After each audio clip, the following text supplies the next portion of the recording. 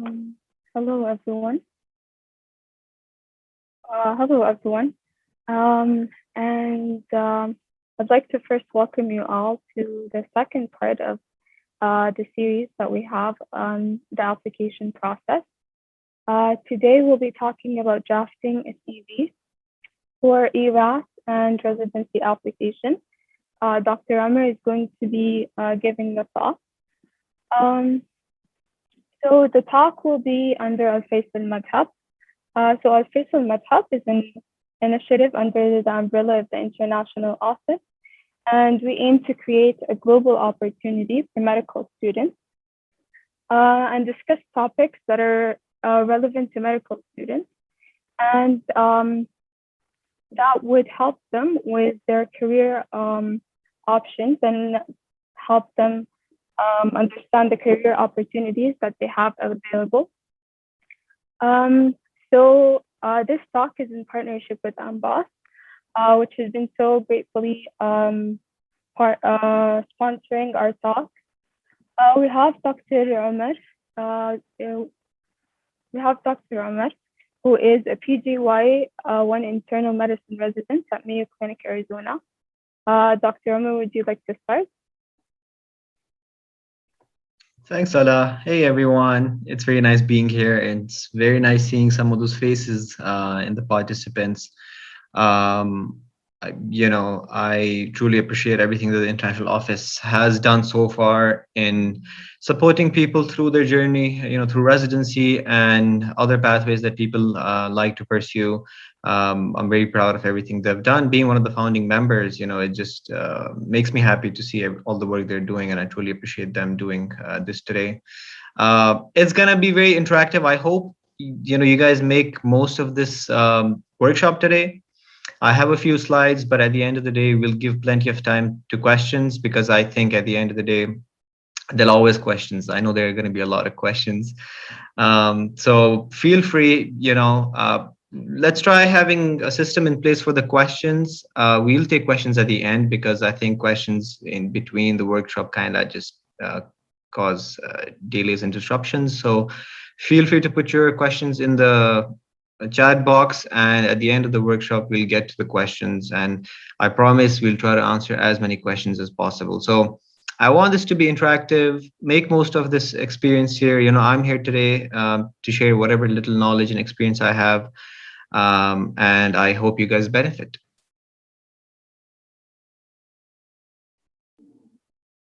So would you guys like me to get started, or is there anything else happening before I start? Yeah, you can start. I'll stop screen sharing. Awesome. All right. So I'm going to share my screen.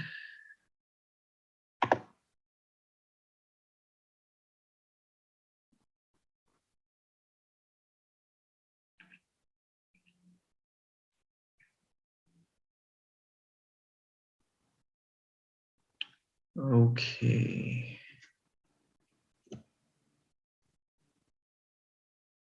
Does this look good, guys?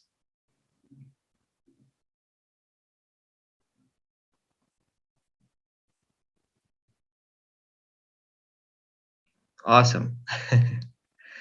I like the response.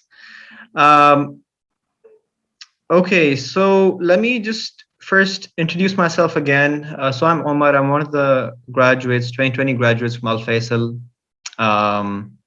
I'm originally from Kashmir. I then lived in Saudi Arabia for a few years, and then I lived in Kashmir for 7 years, did my high school in Malaysia for 4 years, and then I came back to Saudi Arabia for med school. Throughout med school, I think really internal medicine was something I connected best with. I really liked the nature of it, and I felt it was in line with what my personality traits are and what I see myself, do going forward. And then after that, I applied for the match last year. You go into the match not knowing what the outcome's going to be. But I like starting, most of my talks with some motivational stuff and some real talk. So I tell everyone to not worry about the outcome. The outcome's not in your control.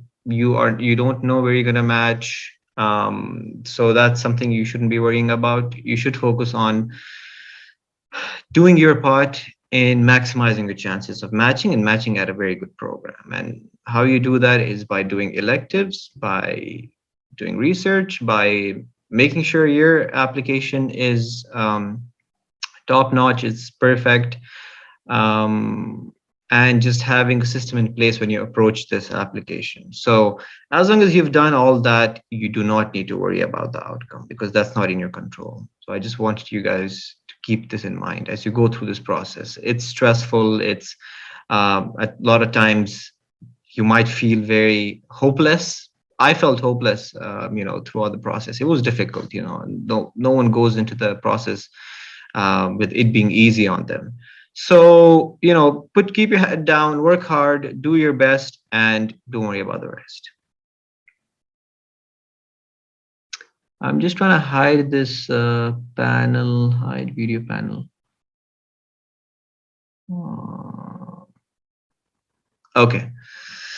Now, today we're going to first talk about, I have two workshops today. I hope you guys know that. The first one's going to be on the personal statement, and then we'll probably have a short break, and then we're going to talk about your ERAS application.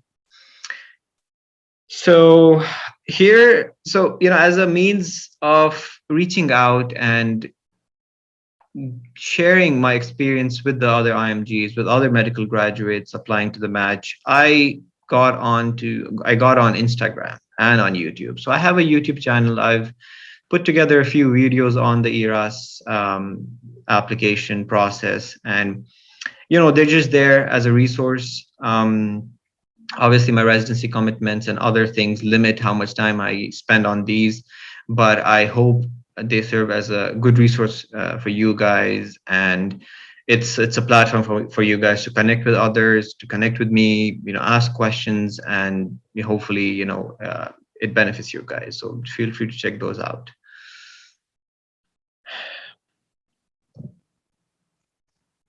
Okay, let's go next. Now, before I start and get into the details of a personal statement, let's try to establish why it's important in your application.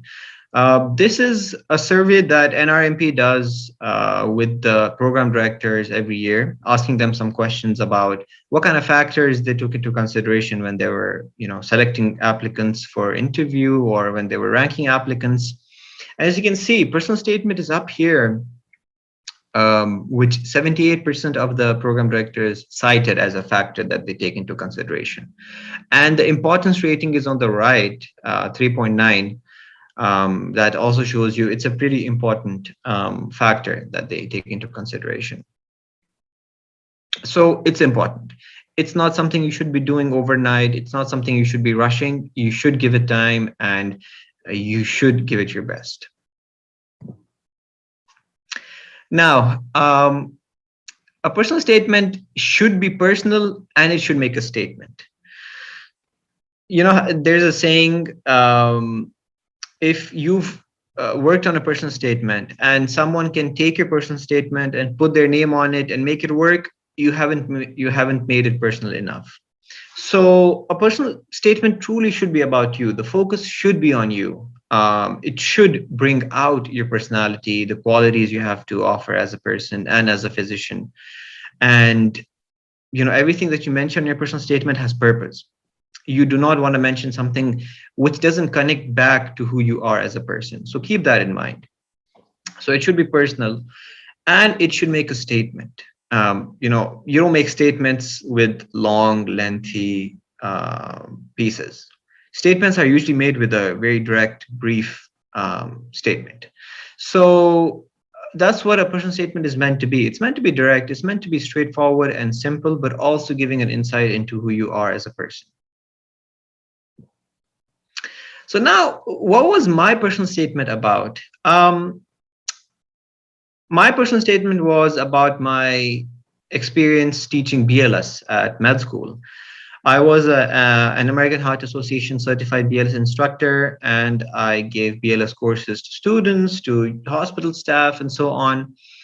And I felt now there were a lot of different experiences or stories I could have chosen for my personal statement. But this particular experience, I felt was the one that allowed me to bring up as many qualities about myself as possible. It allowed me to connect with my fellowship interest um, of cardiology. And I felt it just served me best when thinking about what should the focus of my personal statement be. And the way my personal statement uh, went is I started off talking about how one of my family members back in Kashmir passed away because of a cardiac arrest, and there was no one around them to, you know, offer them CPR because there just was a lack of awareness and knowledge. So that kind of inspired me to take this up and, you know, teach people BLS. And through this experience, I kind of highlighted a few things. Number one, that I was able to communicate effectively with many different kinds of people. We had people who were medical students, physicians, technicians from the hospital. So, you know, different groups of people. And I needed to be versatile in delivering my message of BLS to them. So there, that highlights one thing. Secondly, I highlighted how it helped me better understand the cardiovascular physiology, especially in in high stress conditions like a cardiac arrest. And then after talking about my experience on this, I went on to talk about um, internal medicine and why I felt internal medicine was a great fit for me and why I am a great fit for internal medicine. And then I went on to talk about, I quickly mentioned in my personal statement a publication. One of my publications was on coronary angiography on end stage renal disease patients before they go to transplantation. And this is done to look for coronary artery disease in those patients so that can be treated, you know, before they go into transplantation, because CAD has,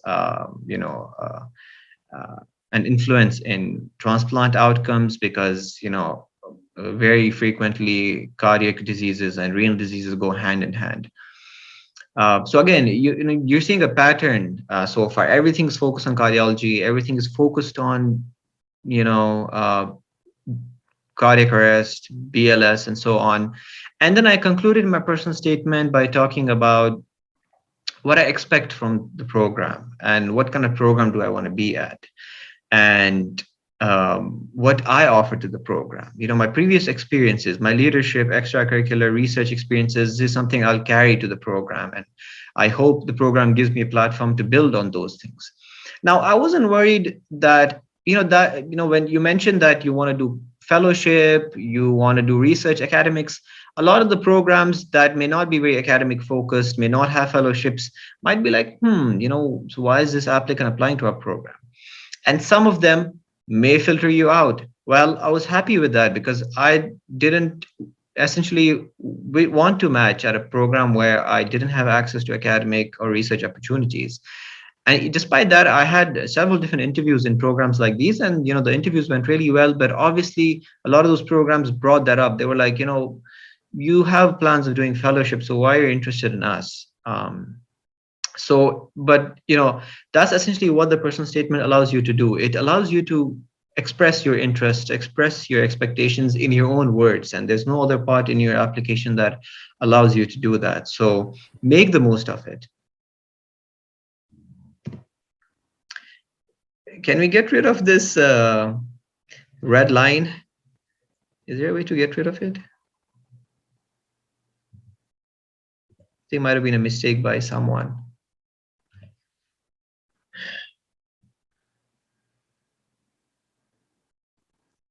Allah, could you kindly disable annotation? Is that what it's called?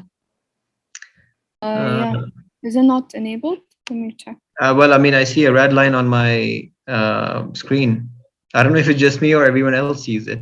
Yeah, but yeah, I think. Do you want me to get rid of it? Yeah, I wouldn't want it to stay there. Yeah, perfect. Then.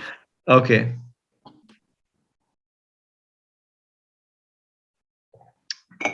Next is I want to talk about just the general structure. I know there are 100 ways of approaching a personal statement. Everyone has their own style, and honestly, a lot of you guys might be better writers than me. What I want to share is my first draft was a disaster. It was very bad. I just wasn't sure how to go about my personal statement. But after showing it to my mentors and my seniors and people I know can offer advice, they gave me some very good advice, helped me bring my personal statement back on track, and eventually it turned out to be pretty decent. So one of the approaches I like sharing with people is this: you want to start off by grabbing attention, by setting the theme, the focus of your personal statement. What is it going to be? How are you going to do that? Is it a personal story that you might have had from your life, a challenge that you overcame, a particular experience, whether clinical or volunteering experience, that helps you talk about your qualities as a person? What is it? Then you want to go on to talking about and kind of just elaborating in more detail about one of your achievements, whatever you're proud of. It could be an achievement, could be an experience, so on. After that, you could talk about your interest in the specialty and what relevant qualities you have for the specialty. Are you a person who likes to work with very different kinds of people? Do you like communicating effectively? Do you like to lead in difficult situations? Do you like to really think and critically analyze situations? Blah blah blah. It's all hallmarks of an internist. There are some cliche things even I mentioned in my personal statement, like these, which is very typical of internal medicine, and I don't think you can always avoid mentioning those, because essentially that is internal medicine, and I truly loved internal medicine for those reasons. And there's no shame or harm in admitting that or talking about it. Next, you want to go on to talking about what your expectations from the program are. Do you want to be at a primary care program where you get to work with underprivileged, underserved populations, and with very common conditions, or do you want to be at a specialized place and have access to a lot of research and academics because you want to pursue that route? Not everyone pursues an academic route. A lot of people would rather have a more comfortable lifestyle, a good work-life balance, going forward, and they're happy with primary care. And primary care is essential; it's very important. So it depends on what your goals are, with regards to where you see yourself. So make that clear, talk about that in your personal statement. Also, you want to talk about what the program should be expecting from you, what you bring to the program. A lot of the people mentioned in their personal statement that, they want to give more than what they get from the program, which I think is a very nice thing to say. And generally that should always be an approach where you are coming into an institution, a program, not feeling entitled to anything, but hoping you get opportunity and access to the opportunities, but also you should be willing to contribute to the program, to help it grow and to help your peers and colleagues improve. Now, when we talk about describing our experiences, what is the best way to do that? What are the biggest and most common mistakes that all of us make when writing personal statements is copy pasting our CVs into the personal statement. And that is not a nice thing to do. First of all, because all that stuff is already mentioned in your ERAS ERAS application. So you want to use the space of your personal statement for something else. You can express yourself in your own words that you weren't able to do anywhere else in your application. So make use of that. So usually, there's a saying, becoming is better than being. So it's truly the process that a lot of people find more intriguing than the end result.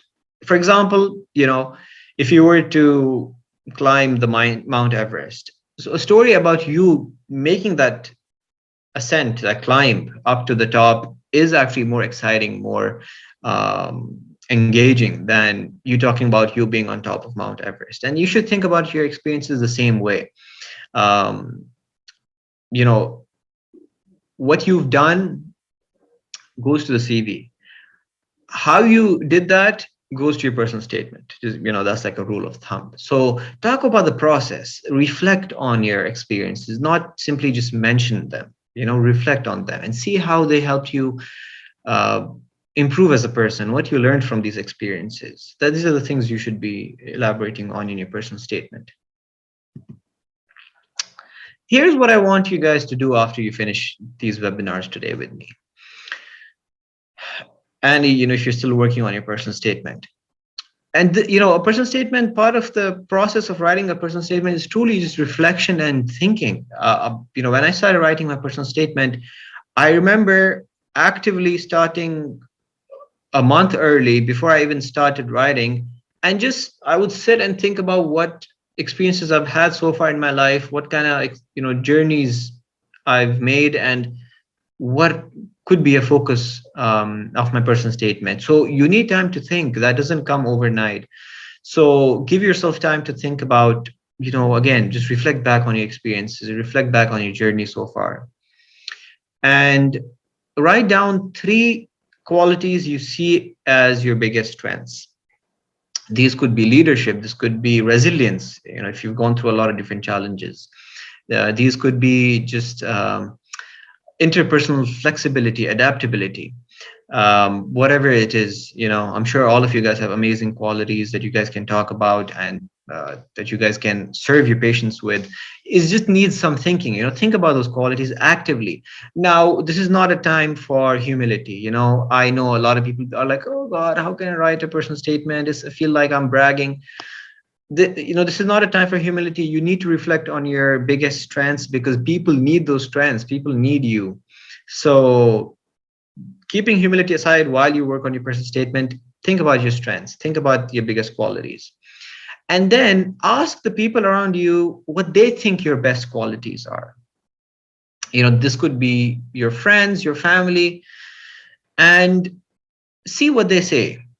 Because it's always nice to get an outside perspective on things. People, the things people notice about us, I'm sure programs, given they're humans too, they will notice the same things about you when you interact with them and when you work with them. So it's kind of helpful to get that input from people, that are close to you. And once you do that, compare those two. Compare what you thought about yourself, and compare what other people think your best qualities are, and just reflect on those. And then think of your experiences and which experience truly helps you highlight those best qualities in the best way possible. So as I just mentioned, after you're done doing that, list 3 of your best achievements. These could be, personal achievements. A lot of people go through difficult times throughout their life, and these are challenges they've overcome.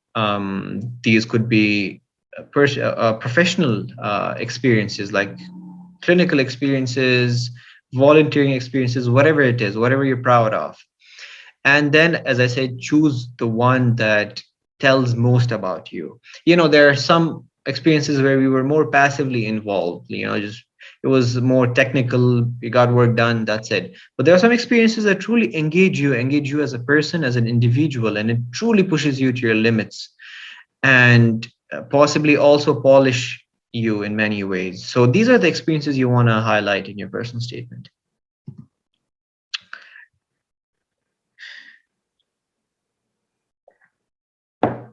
Now, I'll just mention a few do's and don'ts that I feel like are very important. Number 1 would be start early. This cannot be emphasized enough. You need to give yourself time when you're writing your personal statement, starting off by reflecting on your experiences, and then also eventually writing your personal statement, getting it reviewed, rewriting if needed. I had 3 different versions actually of my personal statement, and I got it reviewed from as many people as possible, a lot of my seniors, and their input was just super valuable. So make sure you do that. Keep it 1 page long. That is probably the most ideal. There are people who go beyond that, 1.5 pages, okay, but I would highly urge keeping it below 1 page, because programs receive, I mean, last year when I applied, a lot of them received 7,000 applications. And I can't imagine how they reviewed all of them. I wouldn't be surprised if like a big chunk of these applications are just put aside without even being reviewed, given the number of applications they have, and they can easily get enough interviewees from, let's say, the first 3,000 applications they review. Um, so keep it one page long so it's easy to read and it delivers the message about who you are, and the qualities you have. Keep the language straightforward and your tone positive. um, this is not a time to be very sophisticated with your language. Keep it straightforward. A lot of people out there, a lot of you guys might have excellent creative writing skills, but just try to be more direct when you talk about a personal statement. And keep your tone positive. At no point should it feel like you're being cynical, you're being kind of pessimistic or narcissistic. So just keep an eye on those things and consciously think about those things. Keep the focus on you. As I said, the personal statement should be personal. It should truly be about who you are. It's all about you. So keep that focus on you and see how you can connect everything you mentioned in your personal statement with who you are. And finally, get it reviewed. That's very important to do. I think you should try to get it reviewed from your friends, family, seniors, and also get it reviewed for English, making sure that there are no mistakes, because it just comes off as a bit lousy, if there are grammatical errors in a personal statement.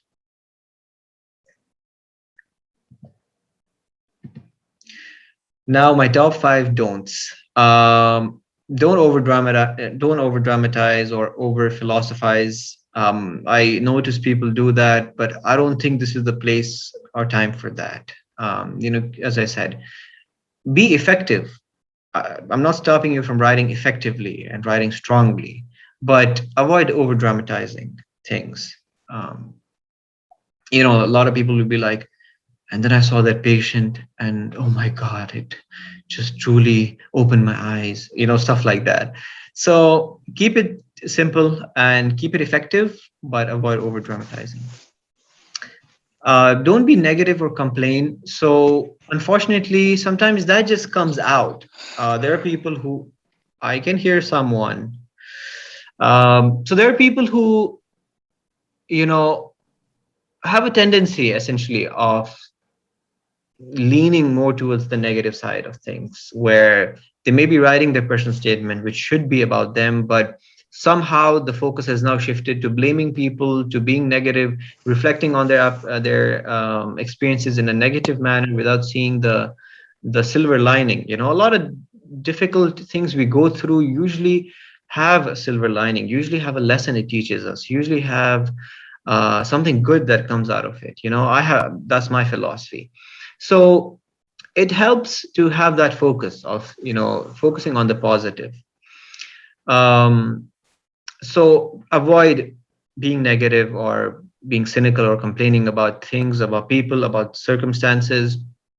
So it's truly about how you put things. You can even difficult situations you might have gone through, you can use that to your advantage by putting it in the right way. Don't brag about your achievements. So there's a difference between reflecting on your achievements and bragging about them, and it often is very obvious. Could you mute your mic, because I hear some background noise?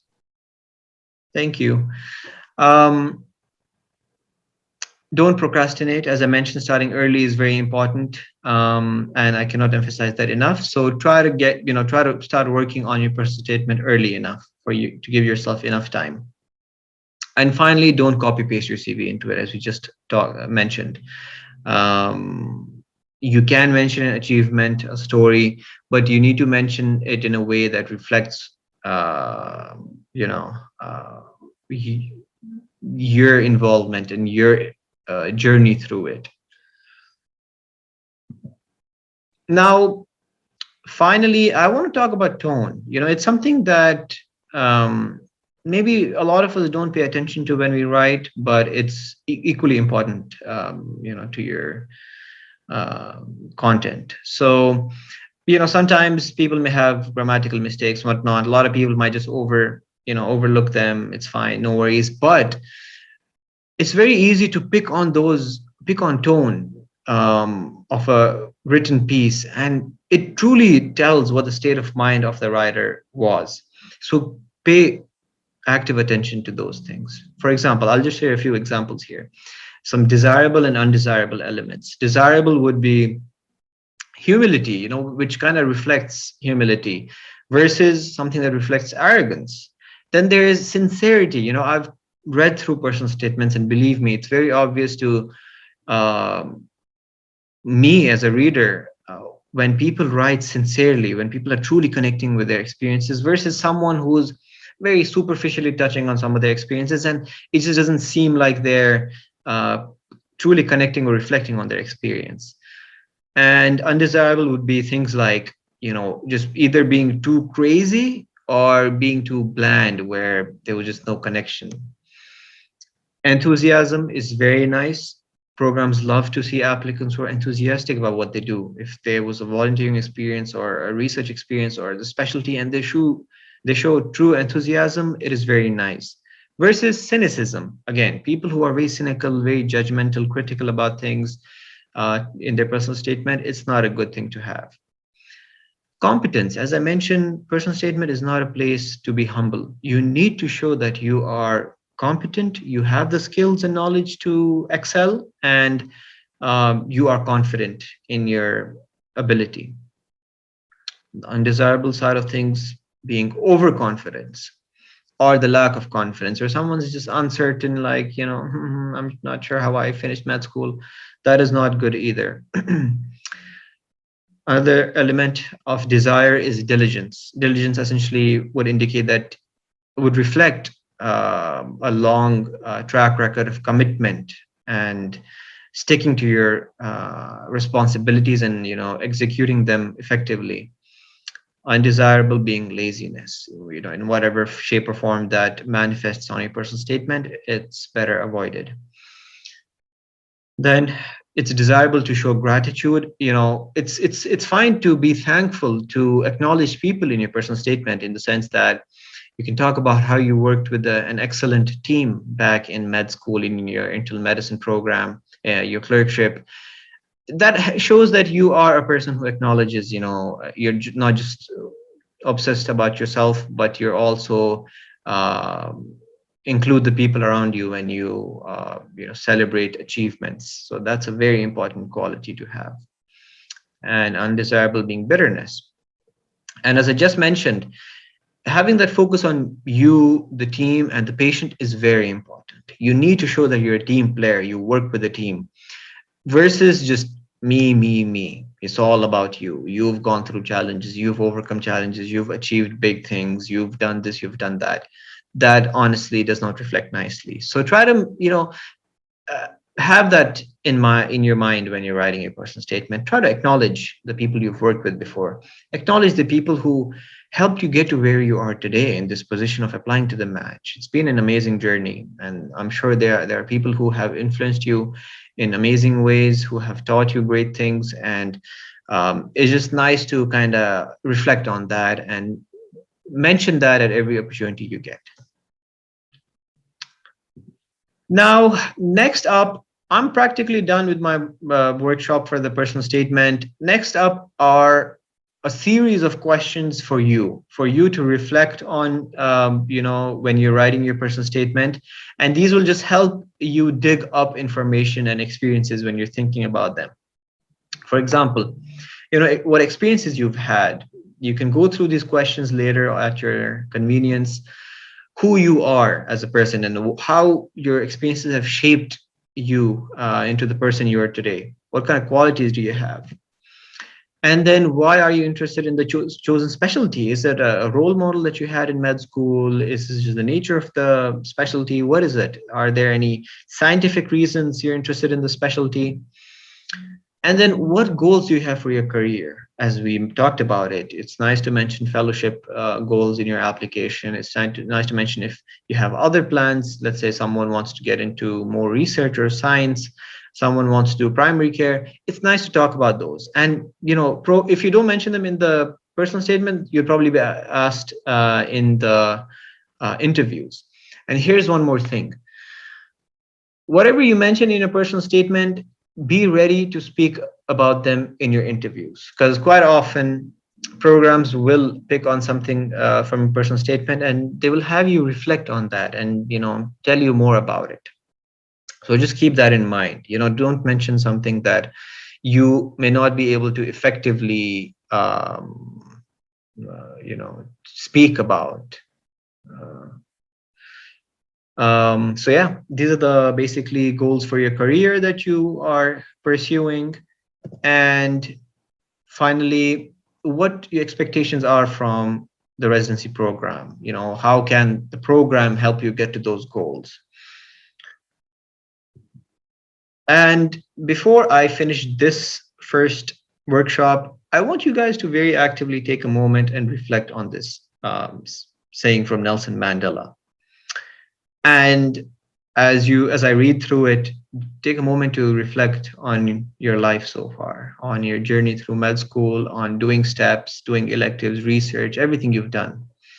And you just kind of think about why you've done all this so far, because you pursue greatness, you pursue excellence, and you don't want to settle for anything less, and you shouldn't settle for anything less. If you are capable of achieving the best, you should only settle for the best.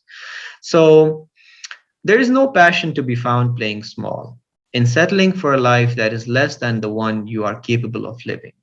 So I think this is very important as we go about our daily lives, having this in mind, knowing that you're capable of so much, and there's nothing that can stop you, essentially. So actually thinking about it, I think, can make a big difference. Having the mindset is truly where it all begins. So start with the mindset that you are going to do it. You're going to do your best to get where you think you should be.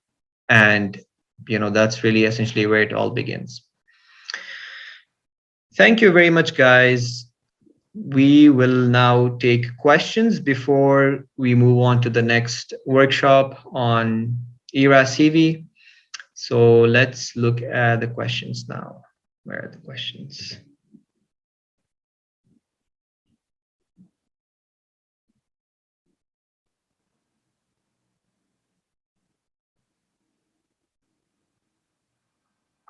This is very interesting.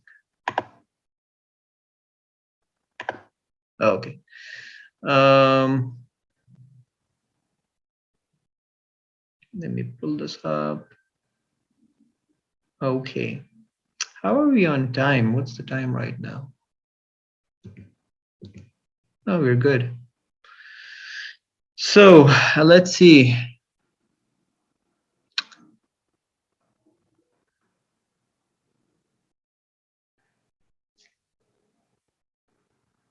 I'm just looking at the questions. And if the organizers want to chip in at any point, feel free. So the first question is from A. Can we have multiple personal statements on ERAS and choose which ones goes to which programs? Absolutely, you can. And that was really my approach. I had a few versions of personal statements that I had for the top programs. Let's say I had a version for Mayo Clinic, I had a version for Cleveland, a version for Hopkins, Yale, and so on, like just a few of those versions.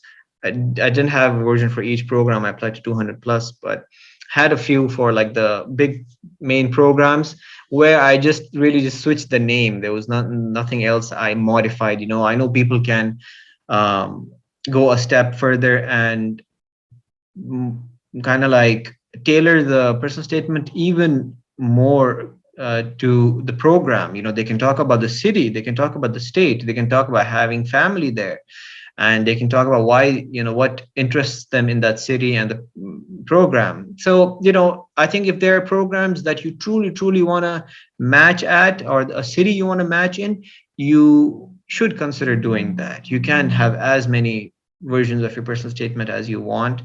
And if you think that helps, you relay that message to programs that you truly want to be in that city for, whatever reason, feel free to do it. So you can have multiple versions of your personal statement.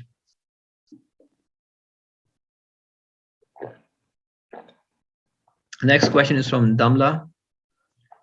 Is it a red flag to apply to two different specialties, neuro and IM, for instance? Write personal statement for both. Well, it's not a red flag to apply to both programs, unless and maybe if you are applying to the same institution. Let's say if you're applying to Mayo Clinic and you're applying to neuro and IM there, I don't know what kind of communication the two programs have, if they actually compare applicants or whatnot.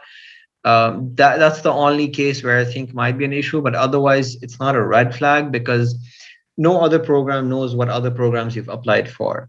As long as you have, so the challenge with applying to multiple specialties is truly the work that goes into it. It's just extra work, because to maximize your chances of success, you want to have an application that is as tailored as possible towards that specialty. For example, if you're applying to neuro and IM, you need to have a research experience in both. You need to have maybe clinical experience in both. Ideally, you will need to write two different personal statements, and so on. So it's just extra work, but as long as you can manage that, you can have two things for both, and you're able to support your application to both specialties sufficiently. There's nothing stopping you from applying to both programs, to both specialties. Sorry.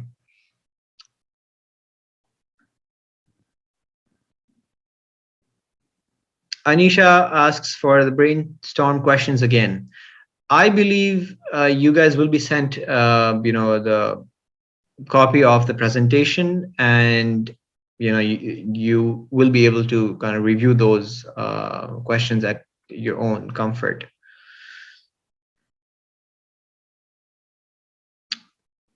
Humra asks, is there still time? I'm in brainstorming stage.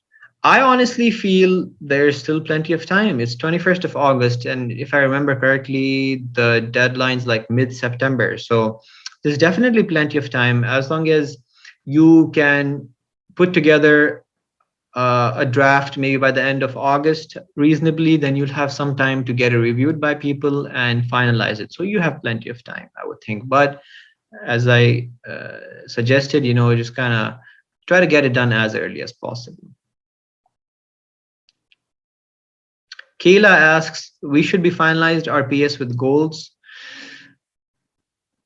That is my recommendation, and that's the recommendation I've heard from several people. When you wrap up your personal statement, you want to reflect on now, the qualities you talked about throughout your personal statement and how they now connect with what you offer to the program, and also what your expectations are from the program and what your goals are. You might be, so I talked about fellowship in the second last paragraph as like one line. I didn't elaborate too much on it. So I did mention it there, but then in the last paragraph, I spoke about just how the institution, the program will help me get to my goals. And then the things I have to offer. I've had research experience, I've had volunteering leadership. So I'll be bringing all these to the program with me. Next question is from Dr. Maram. For IM programs, what's the average number of programs I should apply to? So I believe my colleague, Dr. Iyad Habib, yesterday gave an amazing presentation, day before yesterday, on applying and the programs you apply to for your application. For IM, I would say, as a personal advice, and generally my advice is always like, don't be restrictive when you apply to programs. Try to apply to as many as possible, as financially feasible, as financially feasible, because I know it's a lot of money, it's expensive, but this is truly the moment. You need to maximize the number of interviews you want to have. Just try to apply to as many. So I applied to 210 programs. I know some of my classmates applied to 250. Some people overdid it and applied to like close to 300, which I think was a bit excessive. So I'd say you should aim for 200 plus, I would say, my personal advice, And now obviously, some people have excellent top-notch applications, maybe they can just be fine with applying to, let's say, 150 maybe. But I think it's always safe to apply to as many as possible. You want this to be a one-time thing, and you want to match and just move on to the next phase of your career. So take no chances. Apply to a good number, 200 plus if possible. Iman asks, when should we start drafting a personal statement in relation to when we want to apply? So my deadline for residency was in October 21st. And I remember I started thinking about my stuff, just reflecting on my experiences in July, August. That was really a time when we started thinking about it and what I should be, writing for a personal statement. And soon after that, I started writing it. So I feel I had my personal statement ready by September. I think in September, I essentially had it ready. By the end of September, it was ready. So it's never too early to start, what I'm saying. So start reflecting on your, but again, it shouldn't be too early. I'm not saying do it a year in advance. That's a bit too much. 6 months out from your submission is a good kind of timeline. 6 months, you start thinking about stuff, reflecting on your experiences, and then start writing it. Ahmed asks, I know this sounds a bit off. It doesn't sound a bit off. But how do you get inspiration to write in the first place of a personal statement? There are too many good stories to speak of. Well, I mean, that is a very common and relevant struggle. A lot of us have a lot of different stories to talk about. Pick one, honestly, just pick one that is the most relevant to the program, that is the most relevant to you as a person, that reflects your qualities and your personality best, and go with that. Someone might have several clinical experiences, several volunteering experiences that they can, relate to. At the end of the day, don't overthink the personal statement. Believe me, there are not many programs, I think, that will give someone an interview solely based on the personal statement. That doesn't happen commonly. A personal statement complements your application, but it isn't the only and not the biggest factor in your application. So as long as you put together a decent personal statement, you should be fine. While you avoid all the red flags, like the negative points we talked about, you should be okay. So don't overthink the personal statement. Just work on it. As long as it is nice, talks about you, you should be fine. DJ asks, what if you are not clear on your life's goal? Well, that's fine. It's very normal for that to happen. A lot of people don't know what they want to do after residency, and that's okay. So in that case, you just don't need to mention anything. Maybe if there's nothing definite, when I spoke about cardiology, it wasn't set in stone. That can change anytime when I'm going through residency. Maybe something else interests me more, and then boom, I'm not doing cardiology anymore. So programs know that there's nothing confirmed, but just to give them an indication of maybe something that you have an interest for, that's why you want to be talking about your goals and stuff. But if you don't have any as of now, the programs understand that. It is natural and very obvious. Actually, I just realized my screen share is on, so let me stop that. So as I was saying, it's very natural that someone just getting into residency isn't aware what they want to do after residency. That's fine. It's just like med school. When you're applying to med school, not everyone knows what they want to be doing after med school, so just keep that in mind.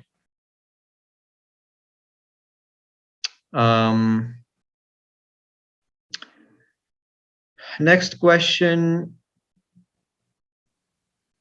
Abdulaziz asks, you mentioned that brag and overconfidence is clear. I have never written paragraphs about me. Any tips to avoid these things?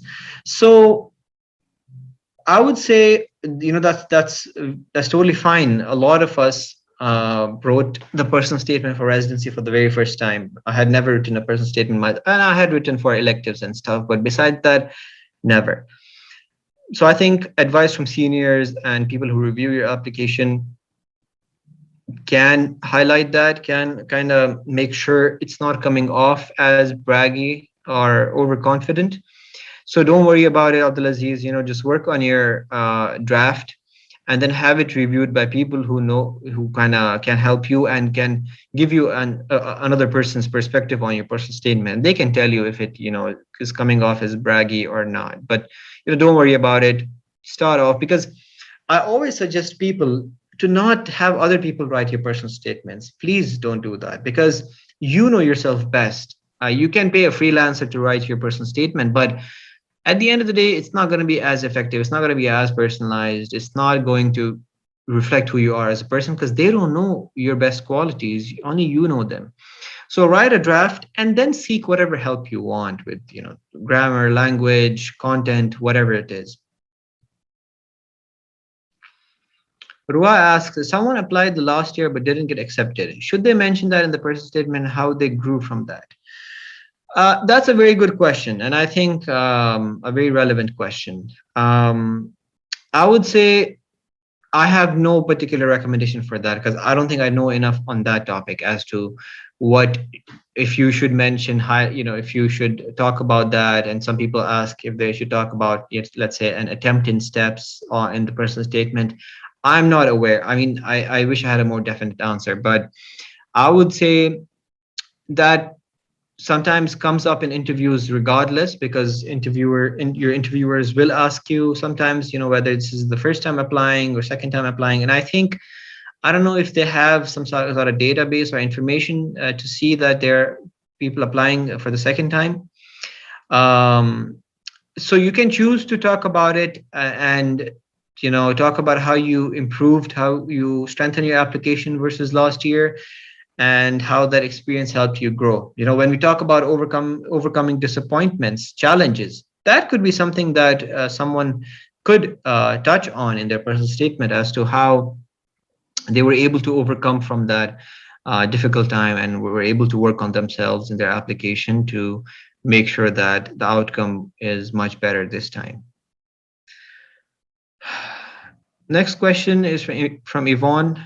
Um, what if you don't know yet what fellowship you want to do? As I mentioned previously, it is fine.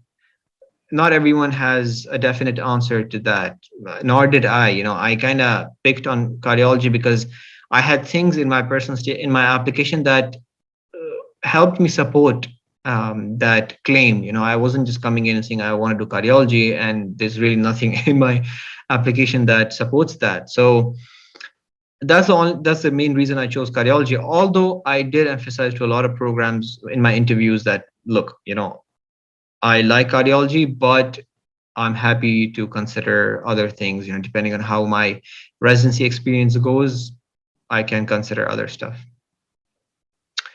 Ariba asks, how do you mention a failed attempt on step one in the personal statement? Now, as I was just mentioning this, because it's obviously another question that is often asked.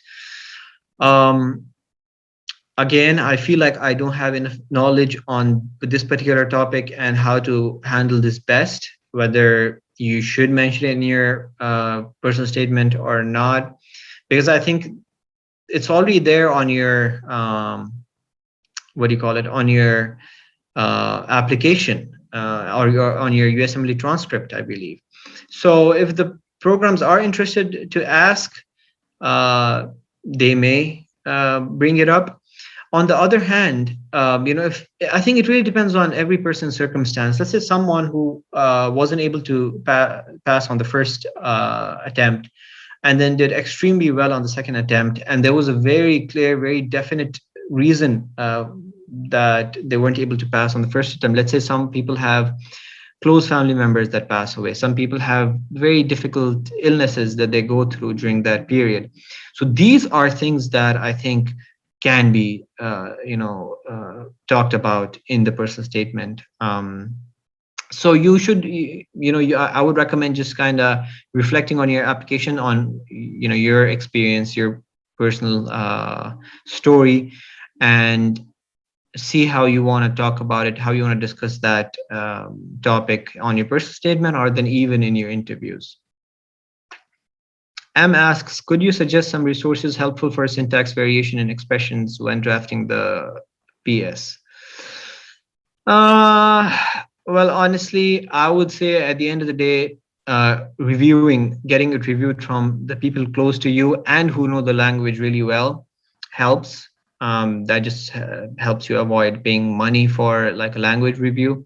But if you feel like you don't have that access to people, then you can also consider professional freelancers who can do that for you. But you'll always get the most sincere advice, from family and people who are close to you.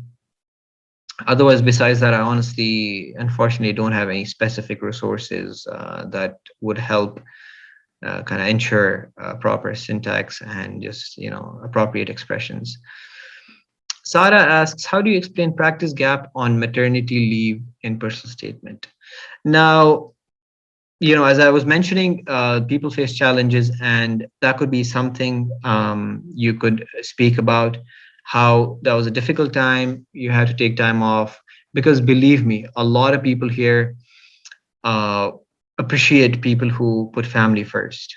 Family first means a lot to a lot of people here, and I have had very personal experiences with that, with my attendings and stuff like that.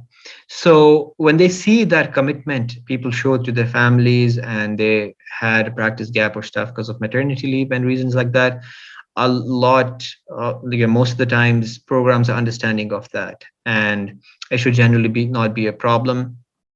um, so it's something you can speak about in your personal statement as a way of expressing how you were resilient and you overcame that challenge, but also took care of your newborn and your family. And that's something, definitely a very positive quality to have. Amna asks, when talking about why you chose IM, can you talk about process of elimination, like reaching this decision based on a process of elimination? You could very well do that, because I think for a lot of people that's the story. They come in when they start med school with a few options.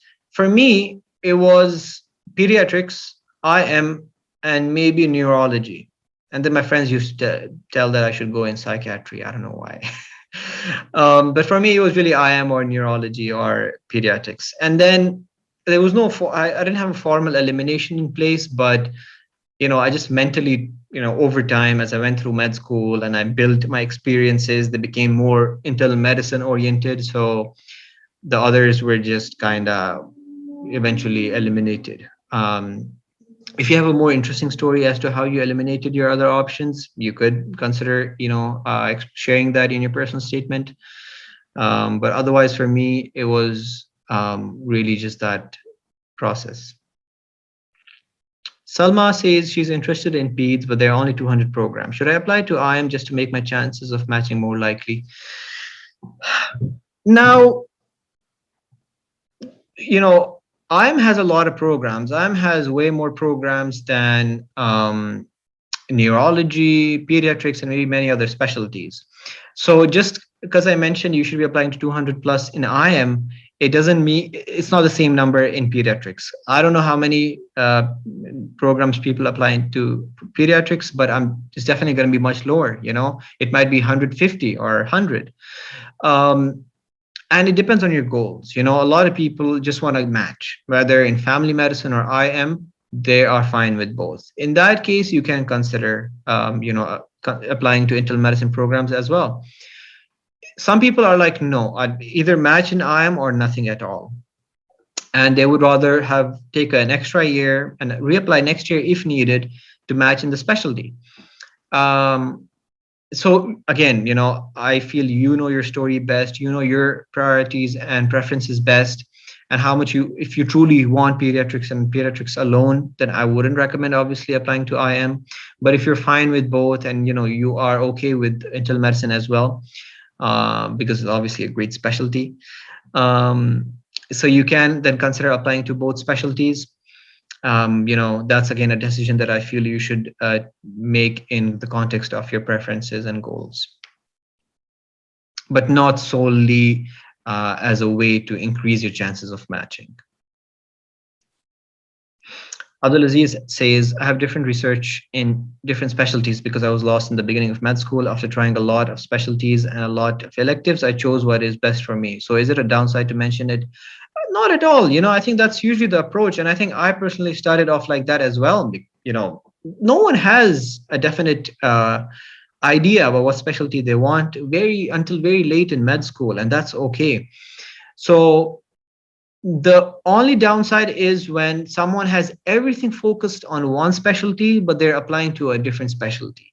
And that's another challenge with applying to multiple specialties. Let's say if I'm applying to neuro and IM, and although I have a specific personal statement for neuro, I have other stuff for neuro, but for some reason, all my publications are internal medicine related. They might just be curious to know why that is and why I don't have much neuro stuff. But otherwise, if it's like a spread of experiences, spread of publications, it should be fine. M asks, adding to the above question on gaps, how to best address more personal or health reasons? What should we put in PS versus specific ERAS section on interruptions? Now, on the interruption section in ERAS, I don't think you can reflect on those challenges. You're going to be very objectively mentioning, okay, I had a gap because of so and so. But when it comes to personal statement, that is your opportunity to truly reflect on that experience of going through those interruptions or those challenges. And as I was just mentioning, I think illness and issues like those can be brought up in your personal statement. And if you feel you need to, it's important for your application for you to elaborate on that in your personal statement, although you might likely have an opportunity to do that in your interviews as well. So you can either talk about those in your personal statement or you can talk about those in your interviews. You again assess your your application appropriately and see if that kind of narrative fits your personal statement. If that's what you want to build your personal statement around, if you're not gonna do, you're gonna, if you don't have any other focus you want to build your statement around, and if that's what you want to use as your focus, that's a choice you can make. Andrea asks, we know that the application starts at first, but what time is the best time to apply? Well, the best time to apply or submit your application is truly before before programs receive your applications. And I think which is going to be 15 September or something. So it's okay if the application start, but I would highly recommend submitting your application before programs receive applications. Why is that? Because as soon as programs receive applications, there's like a huge load of applications that they're given access to. They will download those bunch of applications, and they may not download applications again after a few days or after a week or so if anyone else applies again, because there are already so many thousands of people who've already submitted their application. They may not feel the need to just go and check for more applications. So I would highly recommend submitting your application before before programs receive applications. Tasneem asks, unrelated question, but may you please suggest the best time to take SMLE if you're following a similar timeline as yours? Well, I personally, it depends why you want to be taking the SMLE. If you need to take the Saudi licensing exam for ECFMG purposes, you would want to do it early enough to be ECFMG certified on time. And that was the case with us. I wish I remember when I took I took my SMLE in like June or July or something like that. And that gave me enough time to apply for the ECFMG certification and so on, because we needed to get the license and stuff for that. Didi asks, can we apply to both preliminary and categorical IM positions at the same institution? Would this reduce our chances? That's a very good question, but unfortunately, I don't have an answer for that. I don't know how that would affect your chances. I feel like if you apply to both in a program and the program sees you as a fit candidate for the categorical, they will give you a categorical. They won't give you a prelim if they think you're a very good candidate for categorical. So I don't think that should be an issue generally. And, I don't think to me, I don't think it would reduce your chances. DS says, what is the word limit? Mine is 700 words, page and a half, and I can't seem to shorten it. There's essentially no word limit really, and it may be half a page now, but try to see what it looks like when you put it on ERAS, because when you put the text on ERAS, it kind of just reformats it and puts it differently. So put it on ERAS, see what it looks like. It may still come up to one page with 700 words, if I'm not mistaken. And try your best to shorten it. I would recommend that. And you need to get it into one page on ERAS. On Word, it may be a bit more, but as long as it's on one page on your ERAS application, because how you put text in the text box on ERAS for the personal statement, and it creates like a document. Check that and see how long your personal statement there is. Humra asks,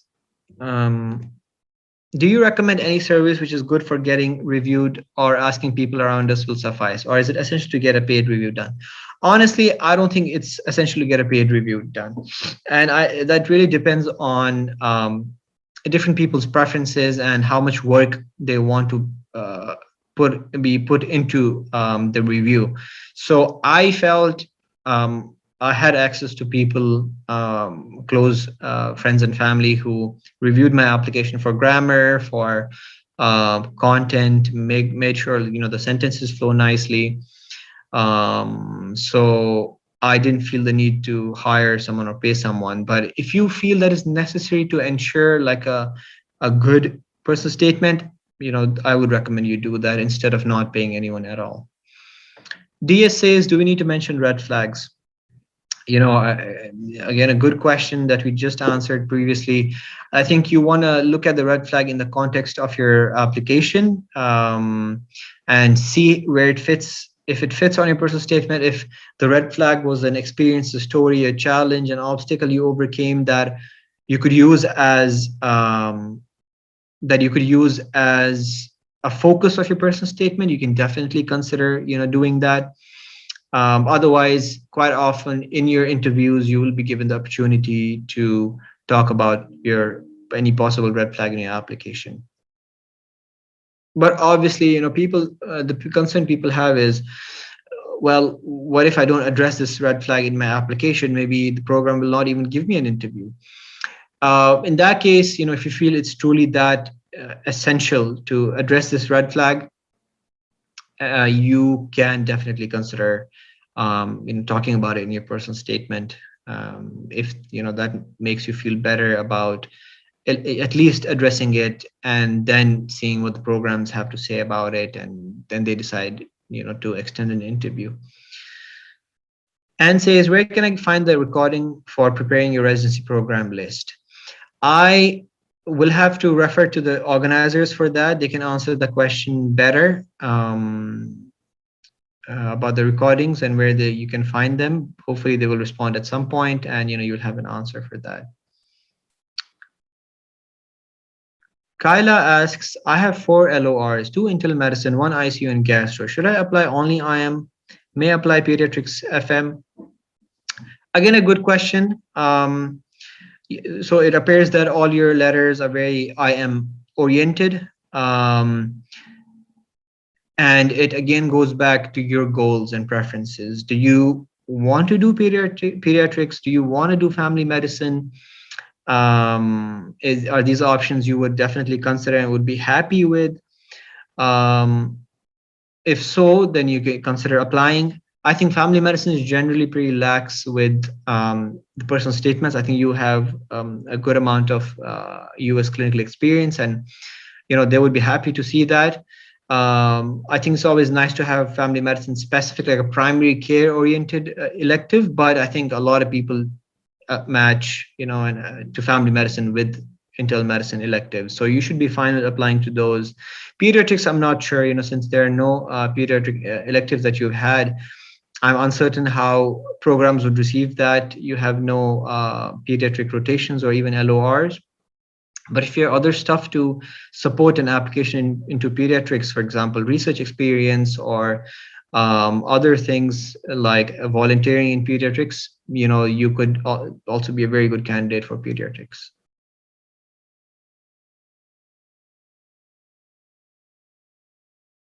Thank you, Sara. That's very kind of you.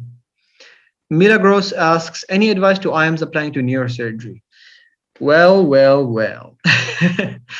um, it is very possible. I will just say that, stay focused on the end goal.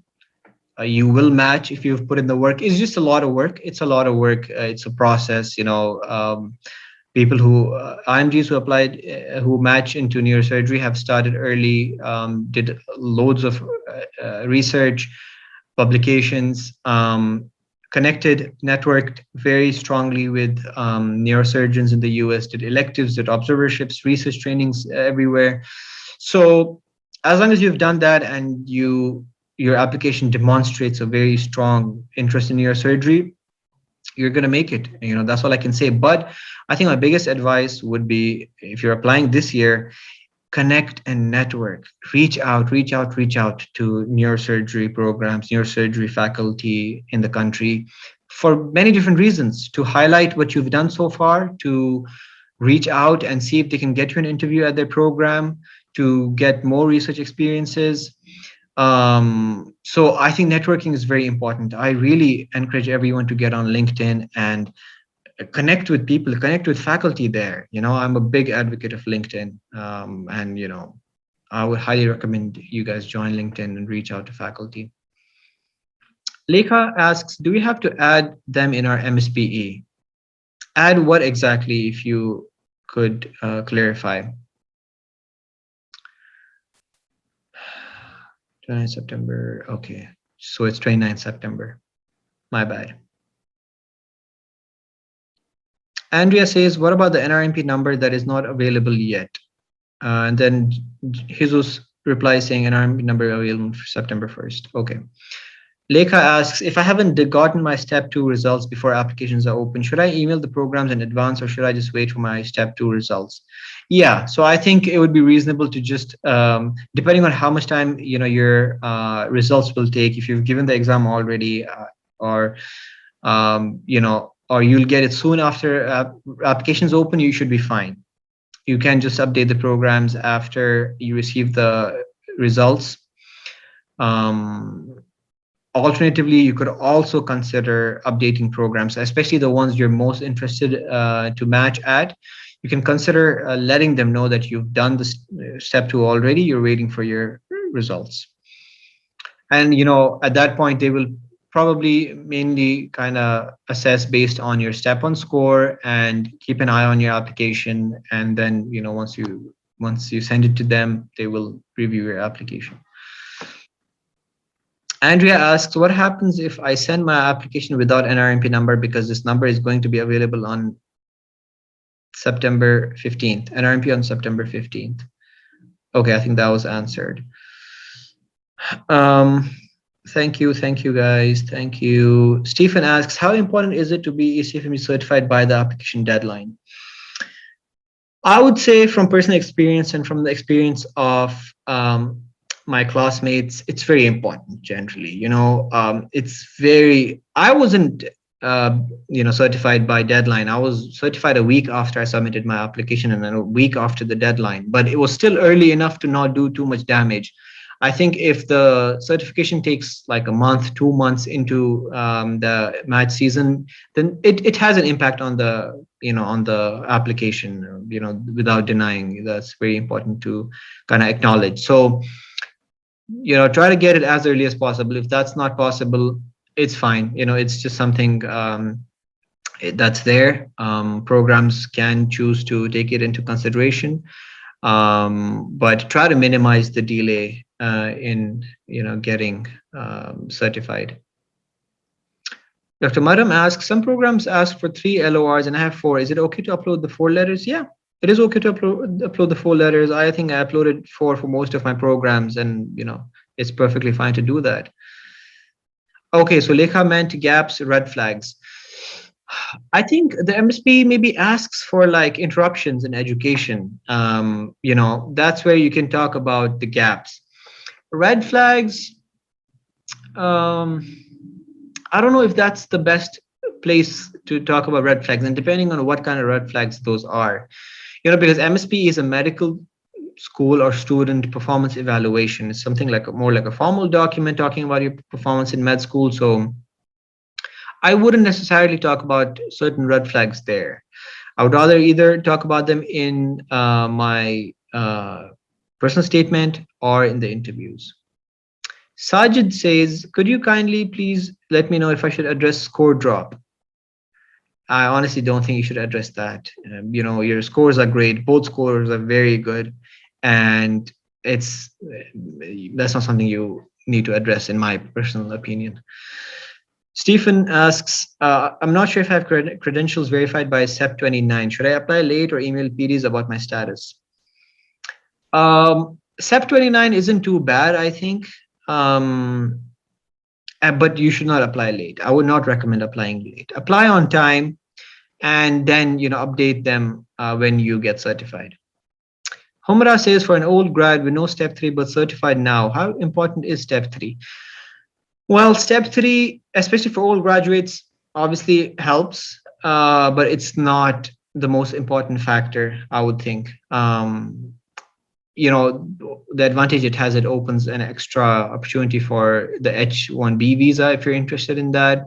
It's something nice to look at, and you will have plenty of, if you are considering doing step 3 after you've submitted your application, that's also an option. As long as you finish step 3 by ranking time, by the time you're ranking programs, even up until that point, you can share that with the program. So even the programs you interviewed at can see that you've done step 3 and they will rank you higher, possibly.